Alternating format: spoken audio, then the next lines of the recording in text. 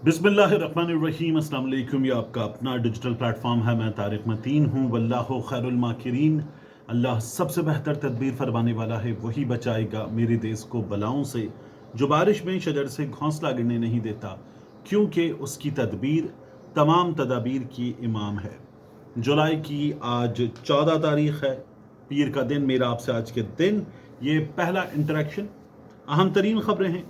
शेख वक़ास अकरम, पाकिस्तान तहरीक इंसाफ के सीनियर रहनुमा, शेख वक़ास अकरम साहब की एक ऑडियो लीक हुई और उसके बाद शेख वक़ास अकरम साहब की मज़ीद ऑडियोज़ लीक हुई, एक से ज़्यादा ऑडियोज़ लीक हुई। यहाँ सबसे पहले इस बारे में मज़ीद बात करने से पहले, ऑडियो लीक में क्या चीज़ें हैं, फड्डा किससे है, क्या है, आलिया हमज़ा साहिबा का मामला, ये तमाम चीज़ें जो है वो मैं आपके सामने रखूँगा। लेकिन याद रखिएगा, मैंने आपको कल दिन में 2 से 3 बार अपनी वीडियोस में बताया कि मेरे पास 2 अदद ऑडियोज़ हैं।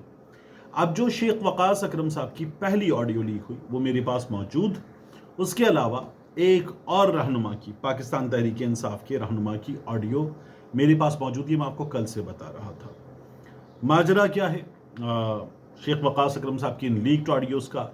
पहली के बारे में मैं आपको कंटेंट बता चुका था कल, यानी मंसूर अली खान साहब ने ये वीडियो चलाई बाद में, अपनी वीडियो में इस ऑडियो को चलाया और इसका कंटेंट सुनवा दिया तमाम का तमाम। मैं आपको ये कंटेंट तमाम का तमाम बता चुका था। मैं कल दिन में आपको अपना ट्वीट बता चुका था, दिखा चुका था कि अंदर से काट दिया गया है पाकिस्तान तहरीक इंसाफ के लोगों को, और पाकिस्तान तहरीक इंसाफ वालों ने खुद मना कर दिया कि ठीक है, ना दिखाया जाए वर्कर्स का जोशो खरोश, और वर्कर्स की गिरफ्तारियां मैंने आपसे कहा था हो रही हैं, होंगी। ये लोग पहुंच जाएंगे और वापस भी चले जाएंगे, क्योंकि हुकूमती सतह पे कॉरेस्पॉन्डेंस हुई है। ये तमाम बातें मैं आपको बता चुका था। तो अब शेख वक़ास अकरम साहब की वो जो पहली लीक्ड ऑडियो, जिसका कंटेंट मैंने आपको बताया, ऑडियो नहीं सुनवाई थी, मंसूर अली खान साहब ने वो ऑडियो सुनवा भी थी। यानी मैं अपनी वीडियोज़ में अक्सर ऑडियोज़ वगैरह प्ले करता रहता हूँ। यहाँ मैंने वो ऑडियो कुछ मुनासिब जानकर प्ले नहीं की। मंसूर अली खान साहब ने पूरी प्ले की और बताया कि ये उनके वर्ड्स है कि पाकिस्तान तहरीक इंसाफ का एक ग्रुप, उस ग्रुप में से उनके कबूतर ने उनको ऑडियो ला कर दी। जाहिर है कि इस मामले में मैं आपको ये बता सकता हूँ, और मुझे ये ऑडियो ना शेख वक़ास अकरम साहब ने दी, ना मुझे आलिया हमज़ा साहिबा ने दी। ये मेरे पास कहीं से किसी और जगह से ऑडियो आई। एक और साहब की ऑडियो है, वो भी किसी और तरफ से आई। अब ये एक सोर्स है। फिर शेख वक़ास अकरम साहब की मुक़द्दस फ़ारूक आवान साहिबा, यंग जर्नलिस्ट हैं, उन्होंने ऑडियो यानी कंपाइल्ड थी एक पीस में, लेकिन मल्टीपल ऑडियोज़ थी, वो रखी हैं सामने। अब ये किसी ग्रुप से आई हैं या ये इंडिविजुअली आलिया हमज़ा साहिबा को ही भेजी गई, क्योंकि शेख वक़ास अकरम साहब, ये किसी ग्रुप में भी बात हो सकती है और पाकिस्तान तहरीक इंसाफ वालों की कोई बहस हो रही हो, या वन ऑन वन भी हो सकती है शेख वक़ास अकरम साहब की आलिया हमज़ा साहिबा की।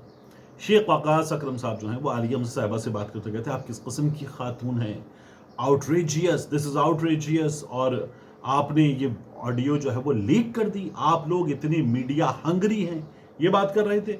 और शेख वक़ास अकरम साहब जो हैं वो ये कहने के बाद ये भी कह रहे थे कि क्या इमरान खान सोशल मीडिया से रिहा होगा, लोगों के व्लॉग से रिहा होगा, आपने ये कैसे कर दिया। ये बातें शेख वक़ास अकरम साहब कर रहे थे, और उन्होंने आलिया हमज़ा साहिबा की बात करते उनसे ये भी कहा कि ये आपकी जो हरकत है, ये हरकत करके ये इस तरह की बातें की। बहुत ही गुस्से में आलिया हमज़ा साहिबा को मुखातिब कर रहे थे। अब शेख वक़ास अकरम साहब पार्टी में, गालिबन अगर मुझे सही याद है, क्योंकि शेख साहब जो हैं वो अक्सर व बेशतर खैबर पख्तूनख्वा में होते हैं, या केपी हाउस में इस्लामाबाद में हैं। तो शेख साहब जो जिम्मेदारी थी सोशल मीडिया में बहस होती है कि आप वो क्यों नहीं पूरी कर रहे। आलिया हमज़ा साहिबा ने जो है वो पंजाब में चीफ ऑर्गेनाइज़र पंजाब, या पंजाब के तमाम मामलात उनके हाथ में, उस जिम्मेदारी को बहुत भरपूर अंदाज में निभा कर दिखाया। तो कोई ऊपर किसी से, कोई किसी के बराबर या नहीं, ये मामला है नहीं। अब शेख साहब ने जो बातें की हैं, उन बातों में आलिया हमज़ा साहिबा को की गई। शेख साहब ने जिस तरह के इल्ज़ामात लगाए कि उन्होंने लीक कर दी, तो कम अज़ कम मैं ये बता सकता हूँ आपको, और मैं आपको कंटेंट उसका कल दिन में 2 से 3 बार बता चुका हूँ, कि आलिया हमज़ा साहिबा ने کم از کم میری معلومات کے مطابق لیک نہیں کیا، اور مجھے تو دینے والا میرا ایک سورس تھا، ایک اور شخصیت تھی۔ پھر اس سے پہلے بھی ہمیں شبلی فراز صاحب کے حوالے سے پارٹی میں ایک بہت ووکل شخصیت ہے، انہوں نے شبلی فراز صاحب کے حوالے سے پیسوں کے الزامات لگائے، شبلی فراز صاحب پر بھی لگائے۔ پھر اس کے بعد انہوں نے خیبر پختونخوا میں ایک اہم عہدے پر پاکستان تحریک انصاف کی حکومت میں رہنے والی شخصیت ہے، اس پر الزامات لگائے۔ تو یہ سب کچھ ہو چکا ہے۔ تو پاکستان تحریک انصاف کے لوگ دیگر جماعتوں کے لوگوں کی طرح بات کرتے ہیں، الزامات وغیرہ آ جاتے ہیں۔ اب شیخ صاحب نے جو باقی باتیں کی ہیں عالیہ حمزہ صاحبہ پہ، اگر آپ ان کے کانٹینٹ پر آ جائیں کہ آپ کس قسم کی خاتون ہیں، تو عالیہ حمزہ صاحبہ نے جیل کاٹی ہے، 16 مہینے کی جیل کاٹی ہے، بھرپور سخت جیل کاٹی ہے، اور اس کے بعد بھی باہر آنے کے فوراً بعد عالیہ حمزہ صاحبہ ہمیں ہر فورم پہ مضبوطی کے ساتھ کھڑی ہوئی لڑتی ہوئی نظر آئی ہیں، اور عالیہ حمزہ صاحبہ پہ کارکنان، سوشل میڈیا سپورٹرز بھرپور انداز میں اعتماد کرتے ہیں۔ شیخ وقاص اکرم صاحب کے تو پارٹی کے اپنے لوگوں سے پھڈے چلتے رہتے ہیں، تو زیادتی کر رہے ہیں شیخ وقاص اکرم صاحب، باقی لوگ، کیونکہ عالیہ حمزہ صاحبہ کو پارٹی کے اندر سے نکالنے کی تیاریاں، یہ عہدے سے ہٹانے کی تیاریاں یہ لوگ کر رہے ہیں۔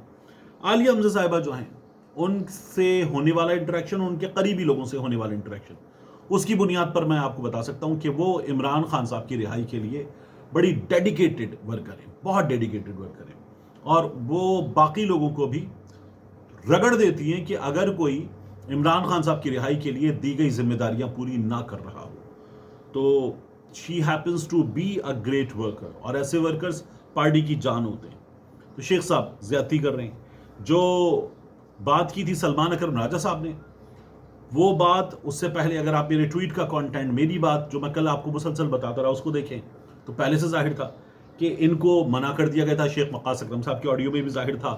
عالیہ حمزہ صاحبہ پہ یہ جو الزام تھا کہ جی وہ کہیں بہت مصروف ہیں، انہوں نے اپنے ٹویٹ میں بتا دیا، تو نہیں، زیادتی کی جا رہی ہے، اور یہ عالیہ حمزہ صاحبہ کے ساتھ نہیں ہونا چاہیے، ورکرز ان کے ساتھ کھڑے ہیں۔ عمران خان صاحب کے سامنے معاملہ جائے گا، اور میں آپ کو بتاؤں یہ سب کے سب مل کر ایسے رونا گانا ڈالیں گے، ایسے رونا گانا ڈالیں گے، اس سے پہلے بھی کر چکے، تو عالیہ حمزہ صاحبہ کو یہ ہٹانے کی پوری کوشش کریں گے عمران خان صاحب کے سامنے جانے کے بعد۔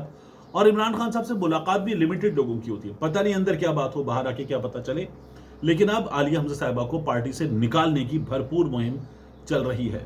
شیخ صاحب سے میرا انٹریکشن خبروں کے سلسلے میں رہا ہے، اور شیخ صاحب جو ہیں وہ کئی بار یوٹیوب ویڈیوز بھی کرتے تھے، ان کی آواز بڑی اچھی لگتی ہے مجھے، میں اس کا فین ہوں، لیکن اس جگہ شیخ صاحب آپ زیادتی کر رہے ہیں۔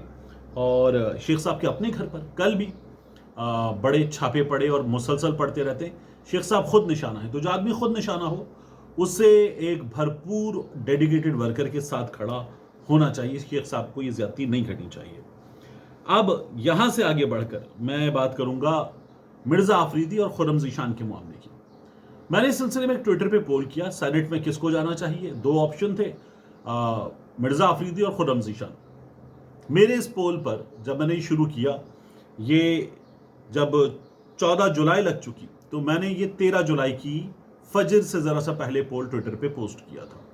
عام طور پر میں اس وقت جب یہ صبح کی ویڈیو کر رہا ہوتا ہوں تو فجر کی نماز پڑھنے کے بعد اس کا میں میسج اپنی ٹیم کو، ایک ممبر کو جو اس کا تھمبنیل وغیرہ بناتے ہیں، ان کو کرنے کے بعد میں سو جاتا ہوں، تو یہ کام ہوتا ہے۔ میں نے اسی وقت ٹویٹر پہ پول پوسٹ کیا۔ اس پول کے سبھی کاظمی صاحب نے ٹویٹ کیا تو 14 گھنٹے باقی تھے، کچھ 8-9 ہزار ووٹ تھے، اور کچھ 8% پہ تھے مرزا آفریدی، کچھ 92% پہ، بلکہ نہیں 95% پہ تھے خرم ذیشان ایڈوکیٹ، اور مرزا آفریدی تھے 5% پہ۔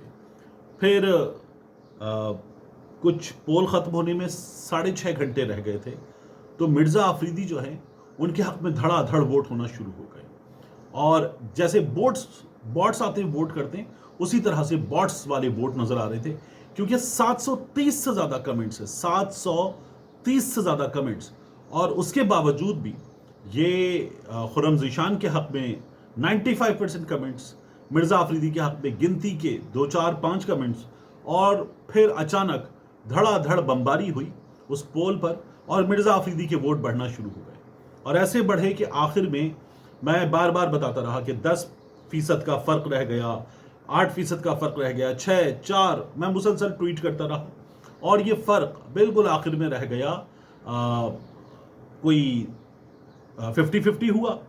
مرزا آفریدی ایک بار 51% پہ گئے اور پھر اس کے بعد یہ ہوا کہ 50-50 دوبارہ ہوا اور آخر میں بالکل آخری منٹس میں مرزا آفریدی آ گئے 52 پوائنٹ سم تھنگ پہ اور یعنی 52% پلس پہ, اور خرم ذیشان جو مسلسل 95% پہ تھے وہ آ گئے 47 پوائنٹ سم تھنگ پہ.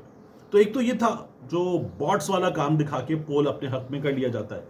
دوسرا آپ دیکھیے کہ کمنٹس تھے وہاں ایکٹیویٹی میں تمام کے تمام 730 میں سے 96% کمنٹس خرم ذیشان کے حق میں, اور کوئی 2% کمنٹس جو تھے وہ تھے مرزا آفریدی کے حق میں, اور باقی کچھ لوگوں نے ادھر ادھر کی باتیں کی ہوئی تھیں. تو اس لیے نظر یہ آ رہا تھا کہ اس پول کو باقاعدہ طور پر باٹس کے ذریعے اٹیک کر کے رزلٹ بدلا گیا, یہ ہمارے سامنے آ رہا تھا. بہرحال عمران خان صاحب کے سامنے کل یہ معاملہ چلا جائے گا, عمران خان صاحب اپنا فیصلہ دے دیں گے. مرزا آفریدی کو آنا چاہیے یا نہیں یہ عمران خان صاحب کی طرف سے پتہ چل جائے گا. سورسز یہ بتا رہے ہیں کہ مرزا آفریدی صاحب کہتے ہیں پیسے لگاؤں گا. یہ جو میرے خلاف سوشل میڈیا پر ہو رہا ہے, خاص طور پر عمران ریاض خان اور کچھ دیگر صحافی یہ کر رہے ہیں, ان سب کو ہرا کے دکھاؤں گا. ایک ووٹ کا 1 ارب بھی لگانا پڑے تو بھی اب سینٹ میں آ کر دکھاؤں گا. مرزا آفریدی صاحب یہ کر رہے ہیں. تو مرزا آفریدی صاحب ظاہر ہے کہ پیسے خرچ کر کے, ایجنسیز والا کام کر کے, اور اس کے ساتھ یہ غیر سیاسی طاقتوں کے نمائندہ بن کے پہلے کام کرتے رہے. اب پاکستان تحریک انصاف میں آ بھی جائیں گے تو کیا کر لیں گے. تو مرزا آفریدی صاحب جس طرح سے پہلے چل رہے تھے اسی طرح سے پاکستان تحریک انصاف پہ پھوٹ ڈالنے کے لیے استعمال کیے جا رہے ہیں اور استعمال ہو رہے ہیں. اور پاکستان تحریک انصاف والے کچھ لوگوں پہ نام آ رہا ہے کہ انہوں نے پیسے پکڑے, باقی لوگ بھی پکڑیں گے اور یہ کام کریں گے. لیکن بہت بڑی تعداد میں ایسے ورکرز ہیں جنہوں نے یہ کہا ہے کہ آپ ہمیں یہاں مرزا آفریدی کے اس محل میں, اس فارم ہاؤس میں ان کے پیسے کی چمک دمک دکھا کے ان کو سینیٹر بنوانے کے لیے لائیں. نہیں کر سکتے آپ یہ انہوں نے گنڈا پور کو اور پارٹی کے سینئرز کو بتایا ہے, اور پارٹی کے سینئرز کے حوالے سے بات کی سمجھ میں آ رہی ہے کہ ان کو مرزا آفریدی کے پیسوں کی چمک دمک بھی نظر آ رہی ہے اور ان کو دھمک بھی سنائی دے رہی ہے. اب دھمک کس چیز کی ہوتی ہے اس بارے میں آپ سمجھدار ہیں. دوسرا, جن کی ہم دھمک کی بات کریں ان کو بھی دھمک سنائی دے رہی ہے. پاکستان تحریک انصاف نے جو مومنٹم کریٹ کرنا شروع کیا ہے یہ ظاہر اپنا رنگ دکھا رہا ہے اور بھرپور تعداد میں کارکنان باہر آ رہے ہیں. یہ سندھ میں بھی, سندھ کے علاوہ بلوچستان میں بھی, اور حیران کن بلوچستان کے نمبرز, خیبر پختونخوا میں بھی, اور اب پنجاب میں بھی شروع ہوگی مہم. تو ڈور ٹو ڈور کیمپین تو شروع ہو چکی ہے. یہ جو دھمک ہے پاکستان تحریک انصاف والوں کی, اس سے جہاں سے دھمک آتی ہے وہاں محسوس کیا جا رہا ہے, اور یہ وہاں پتہ چل رہا ہے کہ پاکستان تحریک انصاف والے جب پیک پر لے کر جائیں گے اور وہاں سے پھر اس کو کنٹینیو کریں گے تو وہ پورا ملک بند کرنے کا عمل ہوگا. اہم ترین شاہراہوں پر پاکستان کو مکمل طور پر بند کرنا اور پاکستان کے رستوں کو ایسے بند کرنا ملک بھر میں کہ جہاں سے حکومت پریشان ہو, جو بڑے بڑے کام ہیں ان کے سلسلے میں رکاوٹ پیدا ہو, اور پاکستان تحریک انصاف کا ہے کہ بالکل ہٹا دیتے ہیں یہ رکاوٹ, یہ کلیئر کر دیتے ہیں. لیکن پہلے ہم سے بیٹھ کر بات کریں, عدالتوں کو آزاد کریں. آپ نے جو زیادتی کی ہے اس زیادتی کو آپ کو ختم کرنا پڑے گا, اور عمران خان صاحب کو اور دیگر قائدین کو, ورکرز کو رہا کرنا پڑے گا. یہ پاکستان تحریک انصاف کی حکمت عملی ہے, پورا ملک بند کرنا اور بند کرنے کے بعد ڈٹ کر اس بندش کو برقرار رکھنا. یہ ملک بھر میں جگہ جگہ کیا جائے گا پاکستان تحریک انصاف کی جانب سے. ملتے ہیں انشاءاللہ آپ سے اگلی ویڈیو میں.